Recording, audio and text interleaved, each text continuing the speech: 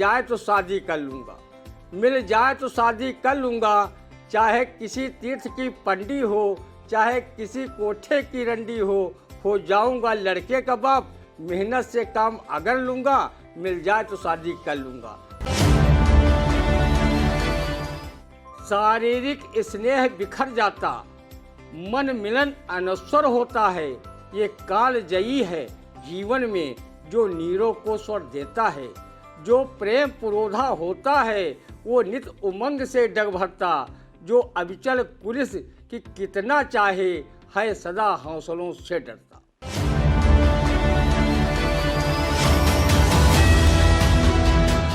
नमस्कार, स्वागत है आप सभी का आई इंडिया के खास कार्यक्रम रंदा में।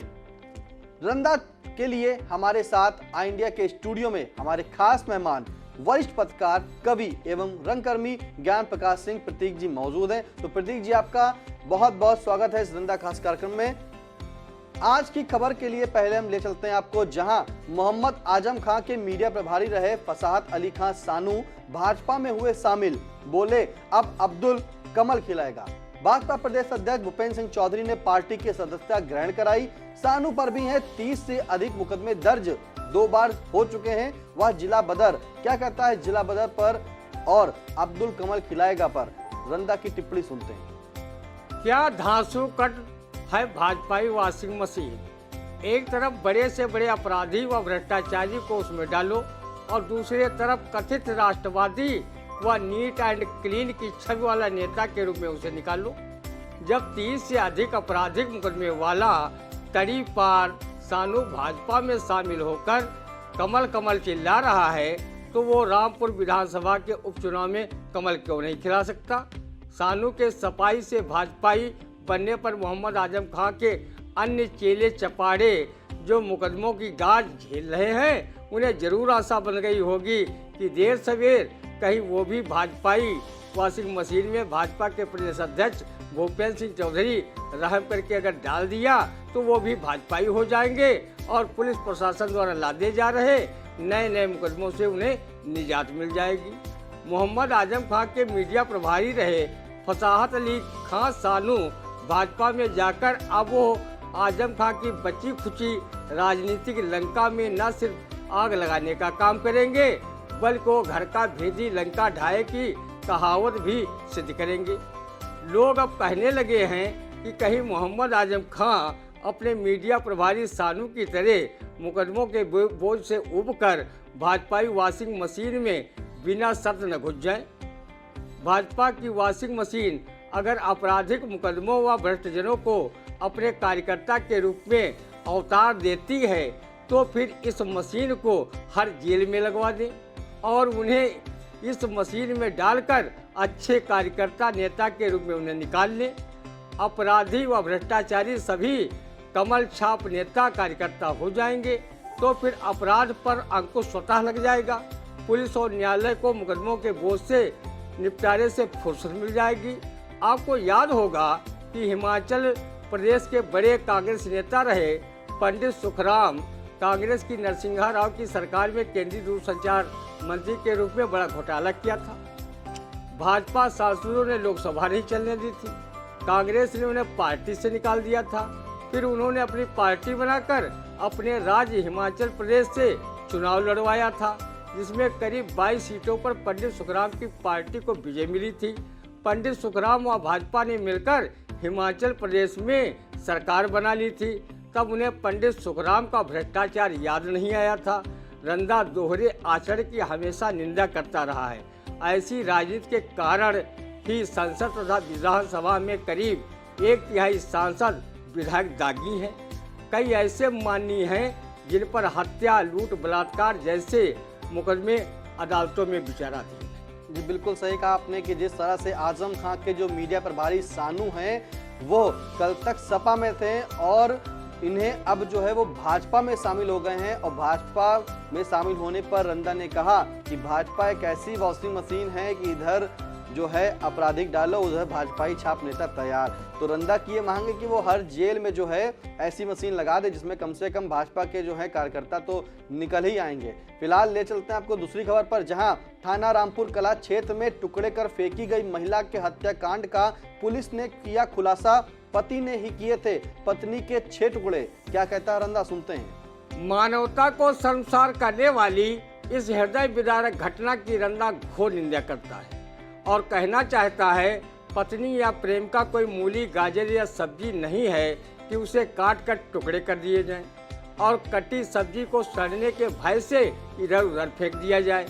पत्नी को भी पति की तरह जीने का अधिकार है, वो भी अपने तरीके से जीवन जी सकती है। हो सकता है कि आपके विचार पत्नी के विचारों से मेल न खाते हों, इसका मतलब ये तो नहीं कि उसे सब्जी की तरह टुकड़े करके फेंक दो। पति पत्नी दाम्पत्य जीवन के 2 पहिए हैं जिनसे घर गृहस्थी व परिवार चलता है। पहले आपने पत्नी को टुकड़ों में काट कर फेंका, अब जेल की हवा काटो। कहीं फांसी की सजा मिली तो तुम्हें जल्लादगिरी करने के जुर्म में जल्लाद तुम्हें फांसी के फंदे पर लटकाएंगे। तुम्हें मरने के बाद भी नर्क में ठौर नहीं मिलेगा। पत्नी हंता के रूप में तुम जीवन भर कलंकित रहोगे और स्वतः विधुर बनने का शब्द जब तक जियोगे चिपका रहेगा।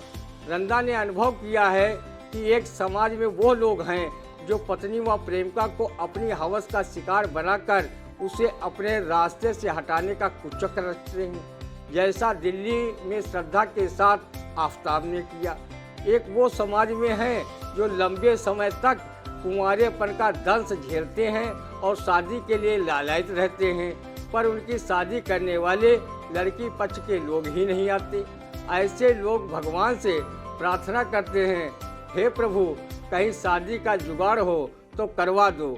वो अपनी प्रार्थना में कहते हैं, मिल जाए तो शादी कर लूँगा, मिल जाए तो शादी कर लूँगा, चाहे किसी तीर्थ की पंडी हो, चाहे किसी कोठे की रंडी हो जाऊँगा लड़के का बाप, मेहनत से काम अगर लूँगा, मिल जाए तो शादी कर लूँगा।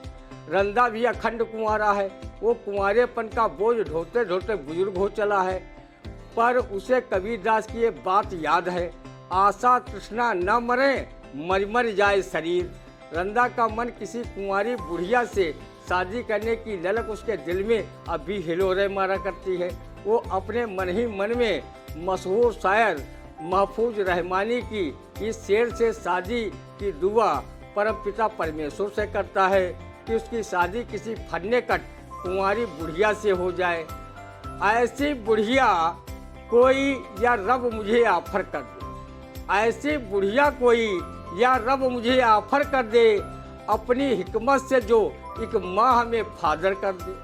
ऐसी अनमोल सिफत वाली हो दुनिया देखे, ऐसा चूसे वो मुझे चूस के झांखर कर दे। बिल्कुल सही कहा रंदा ने कि प्रेमिका व पत्नी कोई गाजर मूली तरीका नहीं है जिन्हें आप काट रहे हैं। प्रेम प्रेम होता है और पत्नी पत्नी होती है। तो ले चलते हैं आपको अगली खबर पर, जहां 45 की उम्र में पुणे की प्रीति मस्के ने साइकिल से महज 14 दिनों में किया 4000 किलोमीटर का सफर, बनाया विश्व रिकॉर्ड। क्या कहता है इस विश्व रिकॉर्ड पर रंदा, सुनते हैं। इस उपलब्धि पर प्रीति मस्के को देशवासियों की तरफ से रंदा हार्दिक बधाई देता है कि उन्होंने मात्र 14 दिनों में साइकिल से 4000 किलोमीटर की दूरी तय कर 7 राज्यों की सरजमी को अपनी साइकिल से स्पर्श किया। प्रीति मस्के विश्व रिकॉर्ड बनाने पर रंदा किसी शायर की शेर से उनका तहे दिल से सम्मान करता है। मंजिलें उन्हें ही मिलती हैं जिनके सपनों में जान होती है, पंखों से नहीं हौसलों से उड़ान होती है। कहीं प्रीति मस्के वाली साइकिल सपा सुप्रीमो अखिलेश यादव पा जाते और इस साइकिल से सपा की नीतियों कार्यक्रमों का ठीक ढंग से प्रचार प्रसार करते, तो वो 2017 तथा 2022 में संपन्न हुए विधानसभा चुनाव व रामपुर आजमगढ़ में संपन्न हुए लोकसभा उपचुनाव तथा गोला गोकर्णनाथ के विधानसभा उपचुनाव में सपा प्रत्याशियों की लुटिया नहीं रुकती। अपने स्वर्गीय पिता मुलायम सिंह द्वारा दी गई साइकिल अगर बार बार भ्रष्ट व पिंचर हो रही हो तो साइकिल यात्रा से विश्व रिकॉर्ड बनाने वाली पुणे की प्रीति मस्के को तारीफों का मस्का लगाकर उनकी साइकिल मांग लो और उस पर बैठकर उसकी गति तेज करो, कामयाब हो जाओगे। यश भारती पुरस्कार से सम्मानित रहे लोक गायक बालेश्वर यादव ने तो लड़कियों को साइकिल चलाने से पहले ही नंबर 1 कहा था। उन्होंने अपने लोकगीत में कहा था, जब से लौंडिया साइकिल चलावे लगली तब से लौंडों की रफ्तार कम हो गई, जब से बुढ़िया लिपस्टिक लगावे लगली तब से बुढ़वों के नाकों में दम हो गई। इसलिए अखिलेश जी अपनी साइकिल टनाटन रखो, नहीं तो इसमें बैठने से लोग इस गाने की तर्ज पर इनकार कर देंगे। घूमे हैंडलवा तो बड़ा डर लागे, कभी नहीं बैठूंगी साइकिल पर आगे। आंध्र प्रदेश की तेलुगु देशम पार्टी का भी चुनाव चिन्ह साइकिल है। इस चुनाव चिन्ह पर चुनाव लड़कर वह पार्टी जिन्हों को लड़ाकर चंद्रबाबू नायडू कई बार सत्ता शुरू हो चुकी है। अब वो जगन मोहन रेड्डी की पार्टी YSR कांग्रेस की हाथों से हारकर राजनीतिक वनवास झेल रहे हैं। रंदा की नेक सलाह है, वो भी प्रीति मस्के से साइकिल चलाना ठीक से सीख सकते हैं और अगले विधानसभा चुनाव में फिर से मुख्यमंत्री बन सकते हैं। जी बिल्कुल, अगले विधानसभा चुनाव में फिर से मुख्यमंत्री बन सकते हैं। यह रंदा की जो है अखिलेश यादव को सलाह है कि जिस तरह से प्रीति मस्के ने 14 दिन में 4000 किलोमीटर की साइकिल से यात्रा करके जो है विश्व रिकॉर्ड बनाया है, उसी तरह से उन्हें मस्का लगाकर अखिलेश यादव जो है प्रीति से साइकिल मांगे, उस साइकिल से साइकिल यात्रा निकाले जिससे कि लोग जुड़ सके और पार्टी को मजबूत कर सके। खैर, ले चलते हैं आपको अगली खबर पर, जहां प्रधानमंत्री नरेंद्र मोदी ने गुजरात की चुनावी रैलियों में कहा कि हमारे युवाओं के पास हुनर, सरकार इनका हाथ थामने को है तैयार। कहा युवाओं पर अगले 25 साल की बड़ी जिम्मेदारी। क्या कहता है इस जिम्मेदारी पर रंदा, सुनते हैं। 27 साल से गुजरात में भाजपा की सरकार है, इसमें आप कई बार मुख्यमंत्री का पद सुशोभित कर चुके हैं और करीब 8.5 साल से केंद्र में आपकी पार्टी की सरकार है और उस केंद्र सरकार के आप यशस्वी प्रधानमंत्री हैं। मोदी जी, कहो गुजरात चुनाव प्रचार के ही दौरान आपको पता चला कि हमारे युवाओं के पास हुनर है और आपकी सरकार इसका हाथ थामने को तैयार है।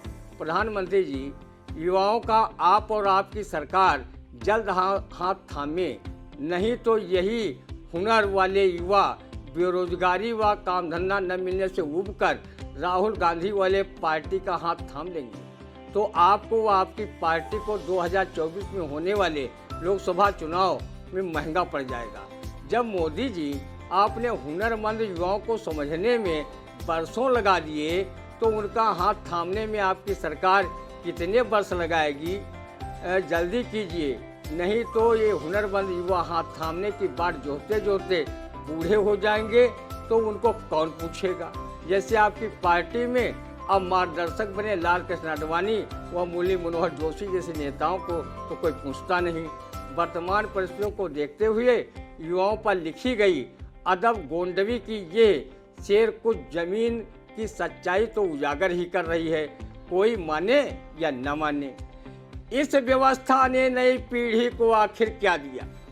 इस व्यवस्था ने नई पीढ़ी को आखिर क्या दिया? सेक्स की रंगीनियां या गोलियां सल्फास की? बिल्कुल सही कहा। रंदा से एक चीज़ और कहेंगे कि जिस तरह से जब चुनाव आते हैं तभी सरकार हो या पक्ष हो या विपक्ष हो, अक्सर जो है सिर्फ युवाओं का हुनर उन्हें तभी दिखता है और उसी समय युवा दिखता है कि वो बेरोजगार है। जिस तरह से आपने बताया कि जो हमारे प्रधानमंत्री नरेंद्र मोदी हैं भारत देश के, वो 8.5 साल अभी केंद्र में रहे और गुजरात में भी जो है उनकी सरकार रही है और उन्होंने अपने जो है पद को, मुख्यमंत्री पद को जो है सुशोभित भी किया है। तब उन्हें कोई जो है युवा में हुनर नहीं दिखा। अब फिर जब चुनाव है तो उन्हें हुनर दिख रहा है और युवा की खास तौर से चिंता कर रहे हैं। तो रंदा ने इस पंक्ति से जो है पूरे मतलब युवाओं को भी एक संदेश दिया है कि समझें और सोचें। खैर, अगली खबर, जहां मृत प्रेमिका से रचाई शादी, ताउम्र कुंवारा रहने की खाई कसम, लंबे समय से एक दूसरे से करते थे प्यार, बीमारी ने छीन ली अमस के प्रेमी विटुपन तमुली की प्रेमिका प्रार्थना बोरा को। प्रेमी मृत प्रेमिका के मांग में सिंदूर भरकर पूरी की उसकी अंतिम इच्छा। इस प्रेम पर क्या कहता है टिप्पणी, सुनते हैं रंदा जी। इस खबर से उन हवस के भेड़ियों के मुंह पर तो जोरदार तमाचा अवश्य लग गया होगा, जो प्रेम का नाटक कर भोली भाली लड़कियों को प्रेम जाल में फंसाते हैं और उनके जज्बातों व शरीर से खेलकर उनकी हत्या कर देते हैं। जैसी दरिंदगी श्रद्धा हत्याकांड में आफताब की सामने आई है, जिसमें पूरे देश को झकझोर कर रख दिया है। धन्य है प्रेमी विठपन तुमली, जिसने अपनी प्रेमिका प्रार्थना बोरा की बीमारी से निधन पर उसके घर पहुंचा और रोते हुए उसके मांग में सिंदूर भरकर कसम खाई कि वो ताउम्र शादी नहीं करेगा। उसने एक माला मृत प्रेमिका के गले में डाला तो दूसरा माला उसे छुआकर अपने गर्दन में डालकर शादी की रस्म पूरी की। उसने प्रेमिका को दिए गए वचन को उसके मरने के बाद भी निभाया। इसे कहते हैं शाश्वत प्रेम, जो शरीर से नहीं बल्कि उसकी आत्मा से किया जाता है। रंदा ने देखा है कि बहुत से शादीशुदा लोग अपनी पत्नी को छोड़कर महिलाओं के मान सम्मान तथा स्वाभिमान व उनके सशक्तिकरण पर लफाजी भरी बातें बड़े बड़े मंचों से करते हुए नहीं आघाते हैं, पर वो अपनी महिला को कितना सम्मान देते हैं ये तो उसकी वो महिला ही जानती है या पत्नी को छोड़ने वाला पति। ऐसे लोगों की पत्नी को ये एहसास करना भी कठिन हो जाता है कि वो कुंवारी है या शादीशुदा, या फिर पति के जीवित रहते पति जीविता विधवा है। जब पति के रहते हुए उसे दंपत्ति सुख नसीब नहीं होता तो वो ये कहावत कहने पर मजबूर होती है कि जैसे कंथा घर रहे वैसे रहे विदेश। रंदा मृत प्रेमिका प्रार्थना बोरा व प्रेमी विठपन तुमली के शाश्वत प्रेम को प्रणाम करता है तथा श्रमवीर खंडकाव्य के रचयिता देवेंद्र कश्यप निडर की इन काव्य पंक्तियों से उनकी भावनाओं का सम्मान करता है। शारीरिक स्नेह बिखर जाता, मन मिलन अनस्वर होता है। ये काल जयी है जीवन में जो नीरों को स्वर देता है। जो प्रेम पुरोधा होता है वो नित उमंग से डग भरता। जो अविचल कुलिस की कितना चाहे है सदा हौसलों से डरता। है सदा हौसलों से डरता, बिल्कुल सही कहा। यही प्रेम शाश्वत प्रेम कहलाता है। अगली खबर पर ले चलते हैं आपको, जहां सीतापुर जिले के ब्लॉक रामपुर मथुरा के 79 ग्राम पंचायतों में से सिर्फ 7 सचिव। कैसे हो कामकाज, क्या रंदा वहां काम करने जाएगा? सुनते हैं रंदा। बराती 100 और खटिया 9 की कहावत सिद्ध कर रहा ब्लॉक रामपुर मथुरा। यहाँ की 79 ग्राम पंचायतों का कामकाज सिर्फ 7 सचिवों के सहारे चल रहा है। आजकल जैसा प्रशासनिक कामकाज चल रहा है वो 7 के बजाय एक ही ग्राम पंचायत सचिव पूरे ब्लॉक का संपन्न करा देता। यहाँ के 5 ग्राम पंचायत सचिव 70 लाख रुपये सरकारी योजना का धन डकार कर बदहजमी का शिकार हो गए, अर्थात उन्हें निलंबित कर दिया गया। अब करीब एक सचिव के पास 12 13 ग्राम पंचायतों का कार्यभार है। इन पंचायतों के लोग जब अपने कार्य के लिए इनके पास पहुंचते होंगे तो ये सचिव उन्हें देखकर ही रोनी सूरत में कहने लगते होंगे, केकर केकर मनवा राखो मोर अकेले जियरा। बड़ी बड़ी बातें करने वाली प्रदेश सरकार जब अभी तक ग्राम पंचायत सचिवों के रिक्त पदों पर भर नहीं पाई है तो ग्राम पंचायतों के विकास एवं जनता के कार्य कैसे संपन्न होते होंगे, आप सहज ही अंदाजा लगा सकते हैं। जी बिल्कुल, जहाँ काम ज़्यादा हो आदमी कम हो, कैसे काम होगा आप सहज अंदाजा लगा सकते हैं। अगली खबर, जो 26 क्रय केंद्रों पर तौल हुई ठप, 15,000 गन्ना किसान हुए परेशान। अवध शुगर मिल हरगांव का पेराई सत्र शुरू होने के 2 सप्ताह बाद भी शुरू नहीं हुई गन्ना तौल। क्या कहता है इस रंदा, सुनते हैं। किसान जब तक खेती किसानी के कार्य से तौबा न कर ले, जब तक उसे इसी तरह परेशान करते रहो, कभी खाद पानी के लिए रुलाओ, कभी उसकी उत्पादित फसल को औने पौने दामों पर बेचने पर मजबूर कर दो।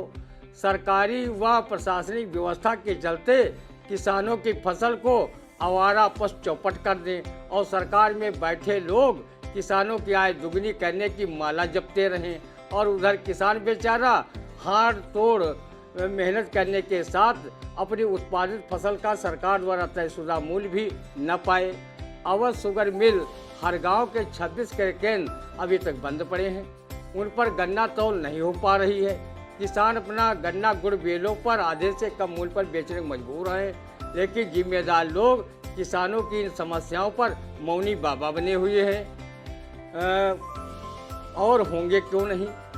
चीनी मिले चुनाव में उन्हें भारी भरकम चंदा देती हैं, किसानों का गन्ना चाहे तौला जाए या न तौला जाए, नेताओं से क्या मतलब। वो सिर्फ चुनाव में किसानों से हमदर्दी जताकर उनका वोट मांगने आ जाएंगे।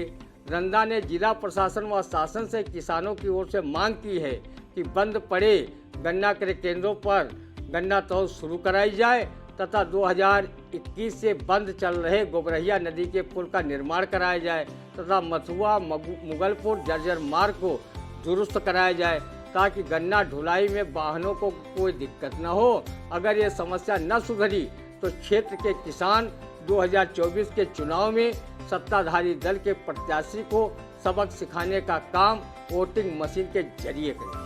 बिल्कुल सही कहा आपने कि किसान जो है वो शुरू से लेकर आखिर तक किसान की ही चिंता बनी रहती है और सरकार भी जो है किसान की चिंता की बातें क्या करता है, लेकिन हकीकत ये होती है कि किसान जब खाद लेता है तो उसे दिक्कत होता है, जब बुआई करता है तो उसे दिक्कत होती है, सिंचाई करता है तो उसे दिक्कत होती है, और जब फसल तैयार हो जाती है तो जिस तरह से जो क्रय केंद्र गन्ना के जो है तौल के लिए बनाए गए हैं वो भी बंद हैं और गन्ना जो है वो कैसे मिल तक पहुँचे आप ही अंदाज़ा लगा सकते हैं।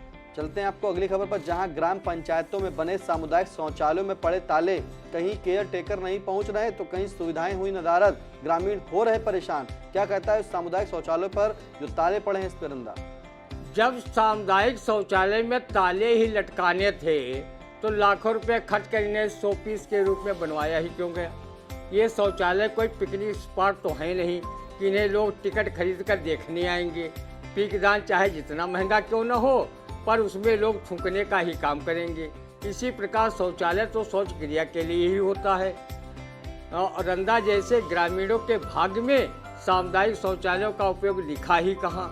उसके भाग्य में जब लोटा लेकर खेतों में ही टर्रटों की आवाज़ निकालते हुए मलमूत्र त्याग करना लिखा है तो सामुदायिक शौचालयों का लाभ गोस्वामी तुलसीदास की चौपाई के भावार्थ की तरह रंदा कैसे उठा सकता है कि सकल पदार्थ हैं जगमाही, कर्महीन नर पावत नहीं। रंदा सामुदायिक केंद्रों में पड़े ताले देखकर ये सोचने पर विवश है कि मल त्याग करने वाले शरीर के उस अंग पर भी ताला लगाने की कोई जुगत होती तो उस पर ही ताला जड़ देता। फिर उसे सामुदायिक शौचालय में चाहे ताले खुले हों या ताले पड़े हों उससे कोई मतलब नहीं रहता। सरकार अगर फ्री फोकट वाला 5 किलो राशन देना बंद कर दे तो रंदा सरीखे बहुत से गरीब लोग लैट्रिन जाने की जहमत उठाने से ही बच जाएंगे। अगर सरकार राशन खिलाएगी तो रंदा शौच क्रिया करने कहीं न कहीं जाएगा तो जरूर। केयर टेकर भी भारत स्वच्छ मिशन को पलीता लगा रहे हैं। वो सिर्फ लैट्रिन जाने का प्रेशर स्वयं तो महसूस करते हैं पर रंदा सरीखे ग्रामीणों का नहीं। कहीं उनका प्रेशर बना और सामुदायिक शौचालय बंद होने से उन्हें टर्रटो करते हुए शौच क्रिया का लाभ न मिला और उनके कपड़ों में ही शौच हो गई तो क्या उन कपड़ों को रंदा या उसका बाप साफ करेगा? अगर यही दशा सामुदायिक शौचालयों की रही तो रंदा फिर से हाथ में लोटा लेकर शौच हेतु खेतों की तरफ भागेगा और कबीर दास के इस कथन को साकार करेगा, कहें कबीर बहुत जग फाटा और हगए आप और मंजई लौटा। बिल्कुल सही कहा आपने कि शौचालय में देख रहे सामुदायिक शौचालय जो बनाएंगे उसमें ताला लटक रहा है तो किस तरह से जो है स्वच्छता कैसे होगी, किस तरह से जो शौचालय की जो है प्रधानमंत्री तरफ से जो बनाए गए थे कि हर घर शौचालय हो, कोई कहीं बाहर न जाए, तो सामुदायिक शौचालय पर लगे ताले ये हकीकत को बयां कर रहे हैं। फिलहाल अगली खबर पे ले चलते हैं, जहां तिहाड़ जेल में बंद दिल्ली सरकार के मंत्री सत्येंद्र जैन की मालिश करने वाला फिजियोथेरेपिस्ट नहीं दुष्कर्म का है आरोपी। क्या कहते हैं रंदा, सुनते हैं। खुदा का लाख लाख शुक्र है कि मंत्री सत्येंद्र जैन बाल बाल उस दुष्कर्मी से बच गए, उनकी इज्जत तार तार नहीं हुई, नहीं तो रंदा कहीं मुंह दिखाने के काबिल नहीं रहता क्योंकि उसमें नेताओं के मुकाबले थोड़ी बहुत हया शर्म बाकी है। हो सकता है कि मंत्री सत्येंद्र जैन को ये पता ही न हो कि जिस दुष्कर्म के आरोपी से वो मालिश फिजियोथेरेपिस्ट समझकर करा रहे हैं वो फिजियोथेरेपिस्ट नहीं बल्कि वो दुष्कर्म का आरोपी और इसी आरोप में वो तिहाड़ जेल की हवा खा रहा है। मंत्री जी के मालिश करते समय नंगे बदन को देखकर कहीं पहले जैसा उस पर वासना का भूत सवार हो जाता और वो कुछ ऐसी वैसी हरकत कर देता तो फिर मंत्री जी अपना मुंह दिखाने के लायक भी नहीं बचते। भला हो भाजपाई नेताओं का, जिन्होंने उनके मालिश कराने पर सवाल उठाए थे। तो कहो पता चल गया कि मंत्री सत्येंद्र जैन की मालिश करने वाला फिजियोथेरेपिस्ट नहीं बल्कि दुष्कर्म का आरोपी है। आप पार्टी के नेताओं को भाजपा नेताओं की आलोचना करने के बजाय उनका शुक्रगुजार होना चाहिए, जिनके आरोपों की बदौलत ही उनके मंत्री की इज्जत बाल बाल बच गई। नहीं तो दुष्कर्म का आरोपी मालिश करते समय क्या क्या करता, सोचकर ही रंदा भयभीत हो जाता। देखा आपने कि किस तरह से जो है सत्येंद्र जैन की मालिश हो रही है और मालिश को फिजियोथेरेपिस्ट नहीं करा रहा है बल्कि दुष्कर्म का आरोपी ही मालिश कर रहा है। तो आपने सुना कि किस तरह से मालिश के विचार पर रंदा की सोच चली गई। अगली खबर पर ले चलते हैं आपको, जहां दिसंबर के अंत तक बनेगी शहरों की नई सरकार। चुनावी व्यवस्था के चलते सभी दल भी बाद में चाहते हैं चुनाव चाहते हैं। क्यों, सुनते हैं रंदा की बात। ये बार रंदा सरीखे चुनाव बाद नेताओं व अध्यक्ष तथा सभासद पद के संभावित प्रत्याशियों को पहले बता दिए गए होते कि वो दीपावली भैया दूज की बधाइयाँ फ्लैक्स बोर्ड लगवाने में भारी भरकम रकम क्यों खर्च करते, और जिन संभावित प्रत्याशियों ने कभी माता पिता गुरुजनों व बड़े भाइयों के पैर छूना तक ठीक नहीं समझा और नमस्ते तक नहीं किया, वो रंदा सरीखे अरे गहरे नट्टो खैरे मतदाताओं के धूल से सने पैरों को छूकर अपने माथे पर लगा रहे हैं तथा चुनाव में जीतने का आशीर्वाद वोट के रूप में मांग रहे हैं। रंदा जब किसी भी संभावित प्रत्याशी को मतदाताओं की चरण वंदना करते हुए देखता है तो उसे अपनी आंखों पर विश्वास ही नहीं होता। अगर थोड़ा बहुत विश्वास हो भी जाता है तो वो सोचने पर मजबूर हो जाता है कि क्या वास्तव में रामराज आ रहा है या प्रजातांत्रिक व्यवस्था की जड़ें इतनी गहरी हो चली हैं जिन्हें माफिया से बने नेता लोग भी नहीं उखाड़ पा रहे हैं। वो भी इस कहावत पर चलने को मजबूर हैं, नेतागिरी गम की, बदमाशी दम की होती है। चुनाव जीतने के बाद प्रत्याशी अपने चुनावी संस्कार भूल जाते हैं और वो बड़े बुजुर्गों के पैर छूना तो दूर, उल्टे उनकी नमस्ते लेना भी पाप समझने लगते हैं। चुनाव के समय जो संस्कार प्रत्याशियों में दिखाई देते हैं, अगर वो चुनाव जीतने के बाद भी कहीं दिखाई दे जाएं तो रंदा उनकी कभी कपटी मारी से तुलना नहीं करेगा। रंदा नगर पालिका के संभावित अध्यक्ष व सभासद के संभावित उम्मीदवारों का सम्मान शायर महफूज रहमानी की इस शेर से करता है। बगुला भगत है खद्दरधारी, बगुला भगत है खद्दरधारी, 2 नंबर के ये व्यापारी। मजे की बात तो यह है भैया, इन्हें नगर की जिम्मेदारी, हाय समय तेरी बलिहारी। बिल्कुल, हाय समय तेरी। बिल्कुल सही कहा आपने कि जो है ये शेर सही कहा है कि बगुला भगत है खद्दरधारी, 2 नंबर के ये व्यापारी। मजे की बात तो यह है भैया, इन्हें नगर की है जिम्मेदारी, हाय समय तेरी बलिहारी। तो रंदा कहता है कि जो अध्यक्ष पद के और सभासद के पद के भी चुनाव पे जो दावेदारी कर रहे हैं, प्रत्याशी बन रहे हैं, और अगर पहले ही पता होता तो वो अपने भैया दूज व दीपावली में होल्डिंग पर भारी भरकम रकम ना खर्चा करती। और जिस तरह से वो अभी सभी के पैर छूकर आशीर्वाद ले रहे हैं और रामराज जैसा जो है संस्कार स्थापित कर रहे हैं कि सही है, वो संस्कारी दिख रहे हैं। चुनाव के बाद, जीतने के बाद भी जो है वही संस्कार अगर रहे तो आगे देश का भला यकीनन होगा। तो कैसा लगा रंदा, आप लाइक करके कमेंट करके जरूर बताइएगा और हमें अब दीजिए इजाजत। फिर मिलते हैं आपको अगले रविवार को सुबह 8:30 बजे। नमस्कार।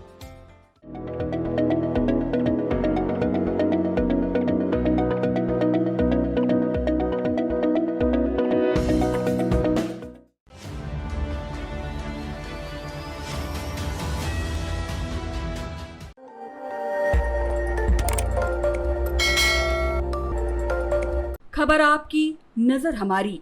देखते रहिए आई इंडिया।